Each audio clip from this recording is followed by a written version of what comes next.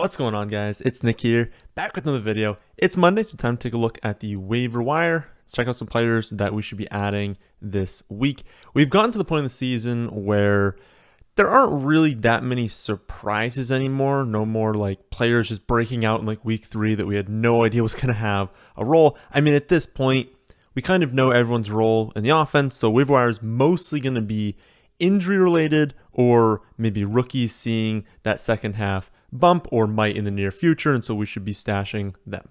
At the top of the list this week is Rachaad White. He's been one of our top stashes this season. He's coming off 22 carries for 105 yards. He also got the start. Worth noting, they talked about how Lenny had like passport issues, and so it took him a while to get to the game in Germany this week. That could have contributed to that. The touch count was still pretty much what we would expect in the first half before the injury. And that's the real reason he's on the top here, is that Leonard Fournette suffers the hip injury. They said it's hip pointer. I don't think anything's confirmed right now. It doesn't seem major. And here's the one thing about White. We would like him like a lot more. I'd probably put him at like, I don't even know, maybe like 25, 30% in fab if they were like playing next week and we knew Fournette was going to be out. But they're on bye this next week. And so now Leonard Fournette has like 2 full weeks to recover, get back into the lineup. And we could see when they return after this next week that it's pretty much the same. So I think because there's no other massive injury adds this week, he's still number one. He's still the guy I'd go after the most if he's on free agency, because if Fournette is forced to miss any time, you're just starting White every single week there. But I would say that even if, like, worst case scenario, Fournette doesn't miss any time, he comes back, the roles stay the same, we still want him on our bench because this is possible. What if going into the fantasy playoffs, either White just takes over or Fournette gets injured again? You're having someone with a ton of upside because we know White's good in the receiving game. Don't look at the no targets. It was like when he took over, they were up and they were just kind of like running the clock out. They didn't need the targets. Let's be honest, the Bucs are not going to win all their games moving forward. There's going to be games where they're down. And again, if White is the starting running back, it's Keyshawn Vaughn behind him. He's getting a boatload of carries and targets with all the goal line. Like, he'd be such a good play, but they're on bye this week. That's why he's not like a clear, just like slam dunk, got to go after the 100% of your fab. Again, like we kind of talked about like the Kenneth Walker situation that happened in the past. This is not that. After White, I think you get to like a trio of wide receivers. The first two, I would say likely rostered. They're both in like the 65% of leagues that they're rostered in. So they're probably not available, especially because we've talked about them a ton in the past few weeks. But if Rondale Moore or George Pickens happen to still be on your free agency, you haven't gone after them for some reason the last few weeks, do that now. After them, I think the most likely to be available is Christian Watson. He went off against the Cowboys, caught 4 of 8 targets for 107 yards and 3 touchdowns. Obviously, do not expect that every week. But you have Dobbs out around maybe like a month to a month and a half more, could even, miss 2 months. Like, we don't know with these high ankle sprains, but Dobbs is going to miss some time. And when you look behind Lazard, because Lazard's still going to be like an every down wide receiver, he's still someone that Rodgers trusts. And so it's like you've got Lazard and Watson, obviously. But then behind that, it's really no one. I mean, Sammy Watkins has just not been good. We know there are other receivers Rodgers does not trust at all right now. Cobb injured. Like, it's very clear that he has a high opportunity. And you have to remember, like, Dobbs got all the hype in the preseason because he was performing very, very well. And he's a good player. But Watson was who they picked with the second pick in the second round. And he profiled as a deep threat in college. So understand, I guess, one thing is that deep production obviously isn't going to happen every week. There's going to be times where he gets, 3 deep targets and none of them are caught. But that's what he profiled as in college. That's what he's good at. And so it's like those weren't a fluke. They weren't just like plays that were like busted plays, not going to happen a lot. Like, that's what they're going to do with him, is they're going to send him deep downfield. So he has this role that has a lot of weekly upside.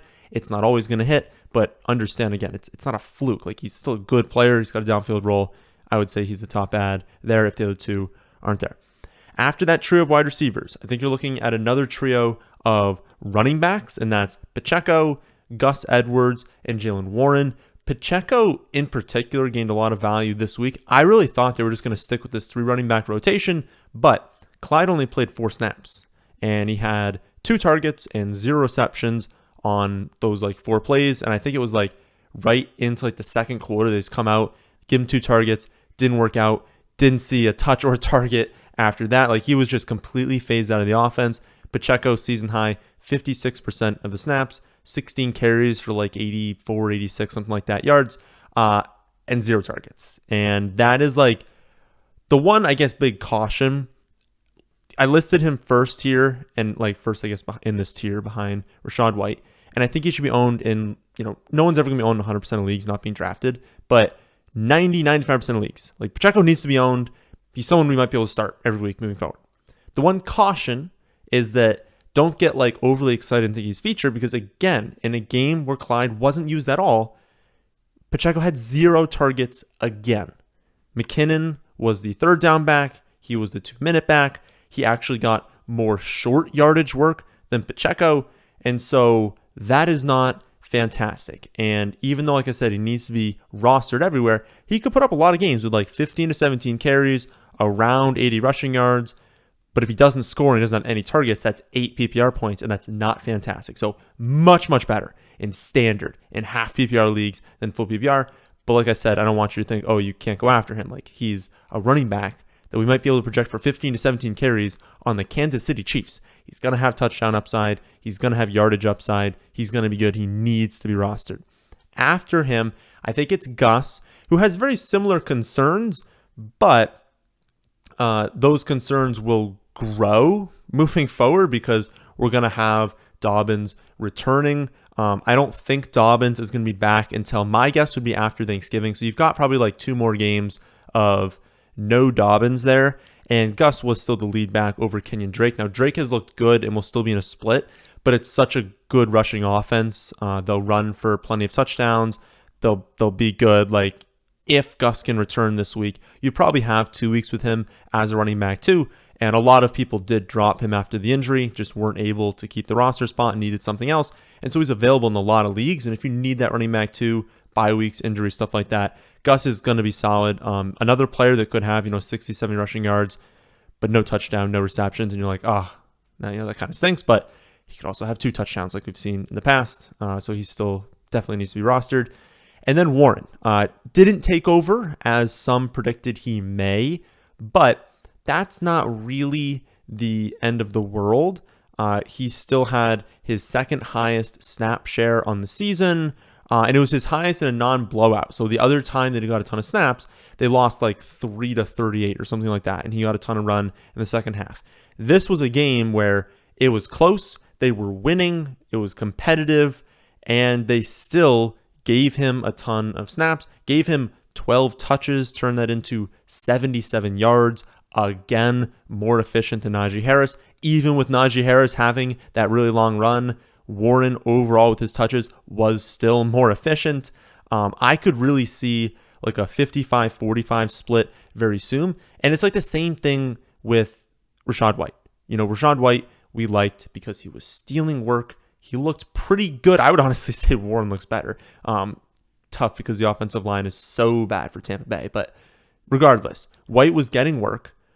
It was someone you could kind of plug in if you really needed him at running back 2. You weren't in love with it, but you could have done it. And I kind of talked about this the last week. Was you could do it, right? He's getting enough touches. But then if something happened, if something happens with Fournette, now White is the number 1 waiver claim. If something happens with Najee Harris, whether that's through just a complete takeover or through injury, well, now Jaylen Warren's going to be the top waiver ad. And those are the players you want to kind of roster on your bench, especially this late. He can gain a ton of value instantly. Hasn't done it yet, but again, 12 touches, 77 yards as the backup. He's getting more work. He looks good. He should be rostered in 90% of leagues, and he's not. The one skill player I would throw into that group that is not a running back is Kadarius Toney. He caught his first touchdown of his career in game number 2 with Kansas City, which is wild. They said that in the broadcast, and I was like, Oh my goodness, because he had some good games with the Giants, but it's the Giants, and this is Kansas City. Like, there's just going to be more opportunities to score touchdowns, especially through the air. He obviously benefited with Juju leaving with a concussion that kind of forced him into a higher snap. Sure, and he still didn't play like a ton of snaps, but he finished with 90 yards on 6 touches. Every time he touches the ball, you can just tell how electric he is. It's just such a perfect fit.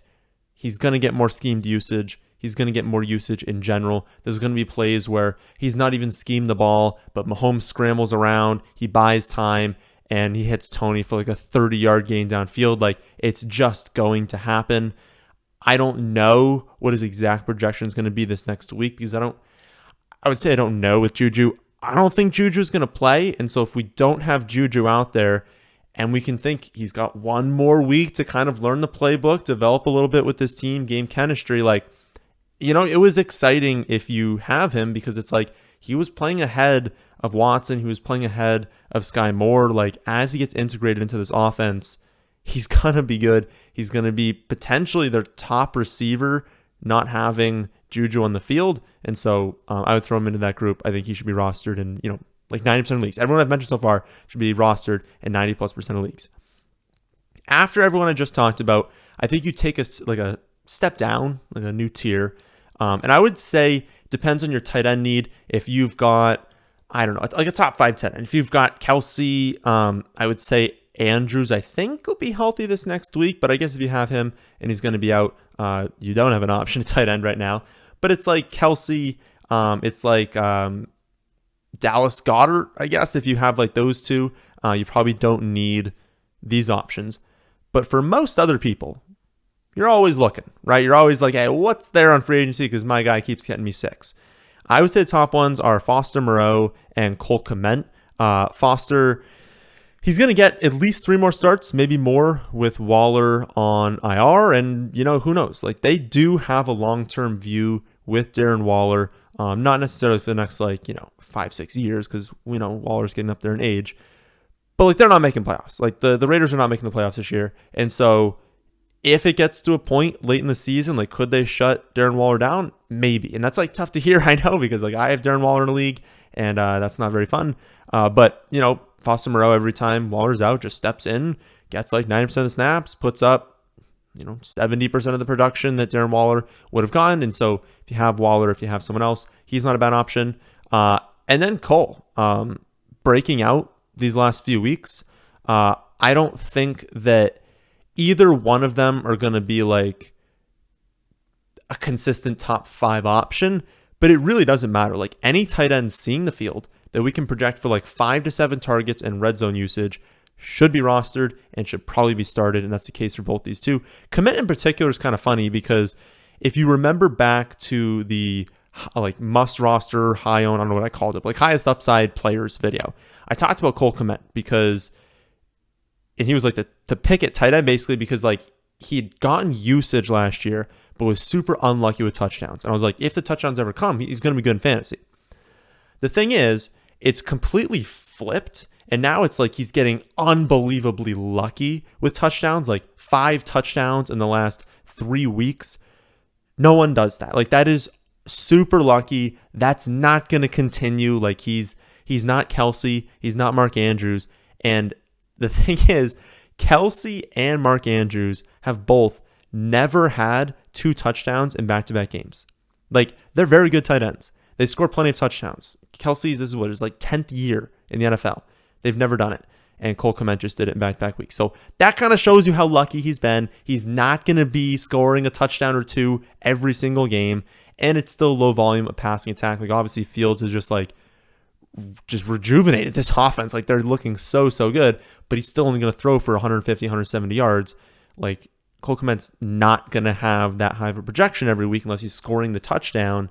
But like I said, any tight end getting this level of usage that like Foster Moreau and Cole Kmet are getting needs to be rostered and probably needs to be started as well. So if you're looking for like a mid to low end tight end there in free agency, those are the ones I'd go after. After that, I think it depends on your quarterback situation. I feel like at this point, you should probably have quarterback figured out. It's totally fine to be streaming. It's totally fine to like have Kyler Murray and be like, well, I need to stream for like right now while he's injured. That's fine. I think you need a long-term option. I don't think you should be like looking to free agency right now, unless you're in like a weird league where like Fields or Tua, even after last week, are still on free agency. Like I'm assuming they're rostered in every league at this point. But like you should have it figured out. You shouldn't be streaming it at this point if you're trying to win a championship. Like you're going to get steamrolled by these teams that have Allen, Fields at this point, Mahomes. Like you're just going to get steamrolled by those teams. But if you're looking for like a stash, technically Watson is going to be returning in week 13. If you're trying to figure that out for now and you're looking for quarterback streamers, I'll end the video with quarterback streamers now because like, well, Watson can't play the next 2 weeks, so you can't be adding him if you're looking for someone right now. And it is pretty tough to know like how he's going to look, how he's going to play. He hasn't played in that long, but if you're kind of struggling, you're okay streaming right now, you need some sort of upside for later in the season, he'd be someone I look at. But as an example, like I have Tua and I have Geno as my quarterbacks right now. And I believe it's 6 and 7 or 6 and 6 bench spots in those leagues. So like that's, fairly average bench spots. And I'm not going to be going after Watson. Like I'm cool running with Tua, running with Geno. I'm not going to be going there. So that kind of gives you like a gauge. If your quarterbacks are worse than that, maybe you look at them. If they're better than that, I don't think you really need to go there unless maybe you have like 8, 9 bench spots. You're just looking for someone, then sure. But if you're in kind of like my situation, I won't be doing it. After that, I actually think you get into like the defense streaming options.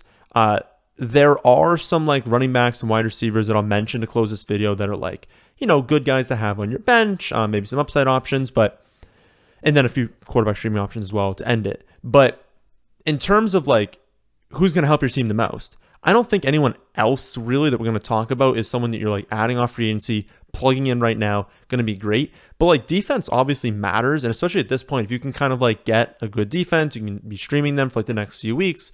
That's valuable, right? So I would say the top 3 in my eyes are the Steelers, the Jets, and the Vikings. The Steelers just got Watt back. They're getting the Bengals, who are good offense, but will let up sacks. And obviously, we saw that first week against the Steelers when the Bengals just like imploded. The Colts definitely going to let up plenty of sacks, definitely not immune to making mistakes. And then the Falcons, very similar situation. I don't think anyone can watch the Falcons play the Panthers on Thursday night and think, oh, I don't want to stream, a defense that's getting healthy against them. So that's like a really nice 3-week stretch. I think the Steelers are probably your number 1 option. After that, I would say it's the Jets. They'll be coming off bye. They get the Patriots, the Bears, and the Vikings. I would say that's a slightly tougher schedule, but like the Bears are going to let up plenty of sacks, even with Fields playing like much, much better. Their line's still bad. They're going to let up a bunch of sacks. Patriots, not some juggernaut offense. They'll let up sacks too. Vikings, not someone I really want to be going against, but I would say like the next 2 weeks for the Jets. And honestly, the Jets are just good defense. Like they could still do good. They did good against the Bills. Like they could still do good against the Vikings. And then I would say the Vikings after that. They get the Cowboys. This is why they're 3rd on the list, is the Cowboys. I believe it's at home, so that's positive. And the Vikings have like been good. I think they're top 3 in turnovers this season.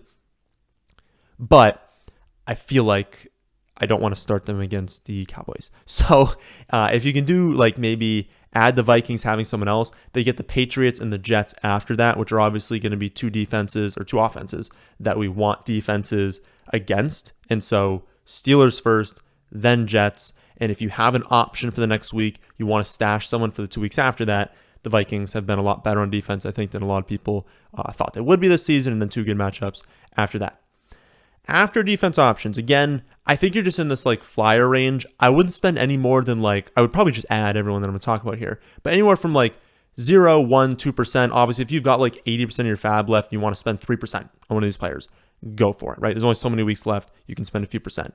But I would say everyone here, it's really like, I'm going to list them in order that I would prefer them in, but do what you want. I mean, if someone's 3rd on the list and you're like, I want them first, go for it. All these players are very similar. All of them might need an injury for the running backs and might need, a situation change for the wide receivers. All of them are kind of like low-end options. But running back, Kyron Williams first. And actually, I'm not going to mention like a lot of things for like a lot of these players. I just want to point out in the Kyren Williams one, everyone's going to look at like the 9-yard carry. I think it was like 3 for 30 in the receiving game. Understand that like literally all of that came on the final drive of the game in garbage time with like 2 minutes left, and they just kind of dumped it off to him because the defense was playing 40 yards downfield to prevent them from scoring quickly. Like that didn't happen throughout the game. He was very much behind everyone else, but that's because he's coming off the injury. Honestly, he still looked fine. I wouldn't be shocked if he was their lead back in a few weeks. So Kyren Williams.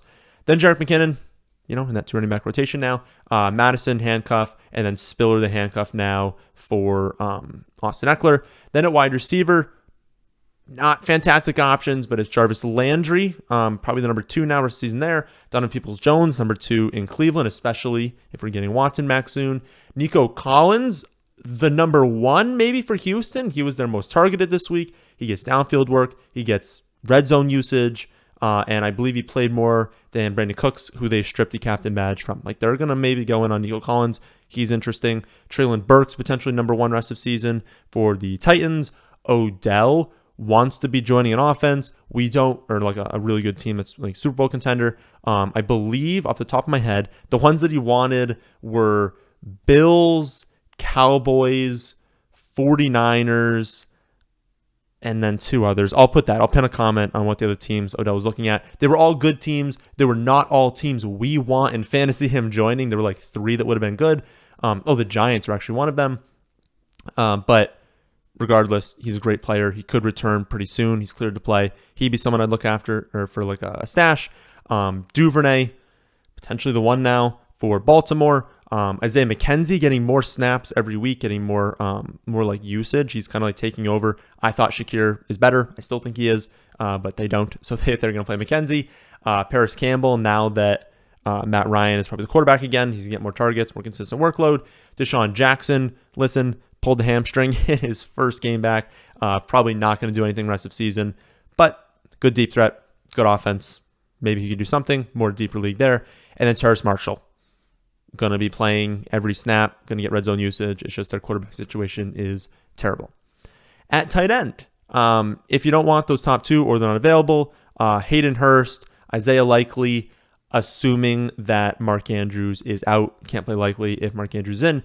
And then Trey McBride with Ertz probably missing a month, at least a few weeks. So he's going to miss some time. McBride, a rookie, not someone who has performed well so far this season, but they were excited about his pass catching role coming out of college. We'll see if he can do anything this season. Then finally, quarterback streaming options this week. Not fantastic. Again, you should have quarterback figured out at this point. I would say Pickett is absolutely number 1. Then Davis Mills gets the Commanders next week. That's a fantastic matchup. But again, it's Davis Mills. Like, he could have 220 passing yards, 1 touchdown, and you're like, thank you for scoring me 12. Jameis Winston and then Desmond Ridder behind him. I don't see how Andy Dalton and Marcus Mariota are starting quarterbacks at this point. I can't fathom a world where they're not benched. They're probably going to play the next week because that's the way it's been trending.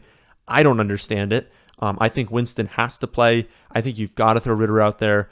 He looked solid in the preseason. I don't know. Like, let him develop. Like, there's no reason to throw Mariota out there so we can like chuck the ball in the air backwards when that play, Mariota, when he was tackled and his knee went down, so he was down, but then he just chucks the ball in the air. Like, I don't know what was happening there, but it's like Mariota's been making some of those plays recently that make no sense. So if Dalton and Mariota get benched, we'll be looking at Winston and Ridder, with Winston obviously being the one we prefer in fantasy. But again, I just want to reiterate, you probably shouldn't be playing any of these quarterbacks as long-term options in 8, 10, or 12-team leagues. Please, if these are your options, you got to make a trade for a better quarterback.